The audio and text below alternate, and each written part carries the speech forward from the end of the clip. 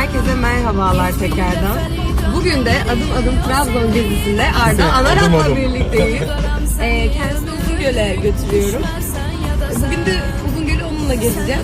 Neler düşünüyorsun, neler hissediyorsun? Çok heyecanlıyım. Kışın Buz tutmuş Uzungöl. Uzungöl. Evet. Nisan'da ve Mayıs ya da Mayıs'ta bir daha buz tutmamış Haliyle. Uzungöl. Evet, şimdi buz tutmuş Uzungöl. Uzungöl'e gidiyoruz. Alışacağız. Blok işlerine yeniyiz. Alışacağız. Evet, yavaş yavaş. Yavaş yavaş. Korkutma. Vefasız bir insan, sana yaraşan ile teklidir, tek yaşa gittim ben. Git bir defeli dönme geri, o sevdiğin o da sen. Unudaram seni ömürlük, düşmersen ya da sen. Git bir defeli dönme geri, o sevdiğin o da sen.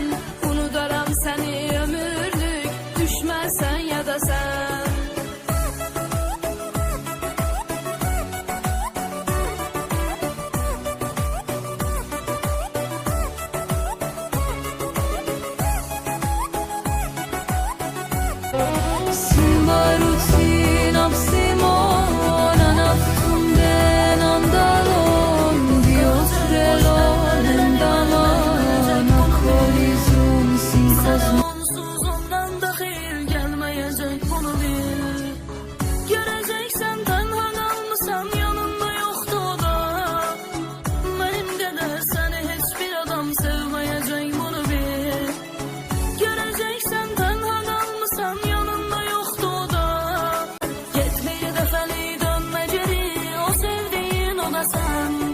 Unudaram seni ömürlük, düşmersen ya da sen.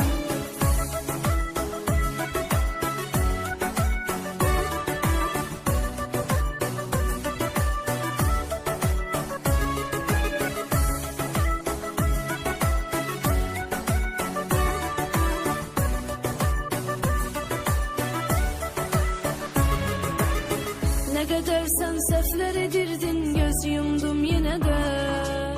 Danışırdın hemşe yalanları, yadı biri tekmene de.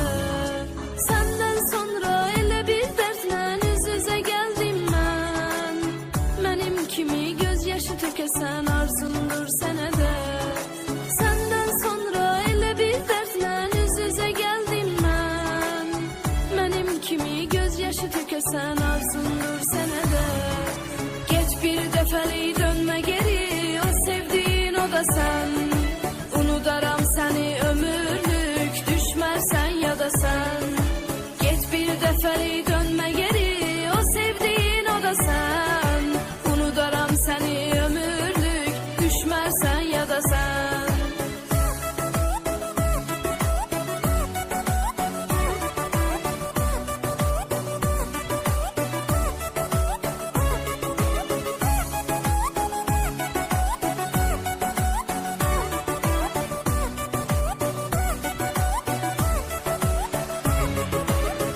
Peşmansan yüzümde yoktu, geri kayıdım gelesen.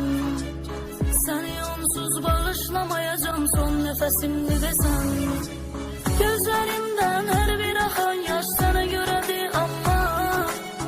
Ne de sevmek başa düşmüş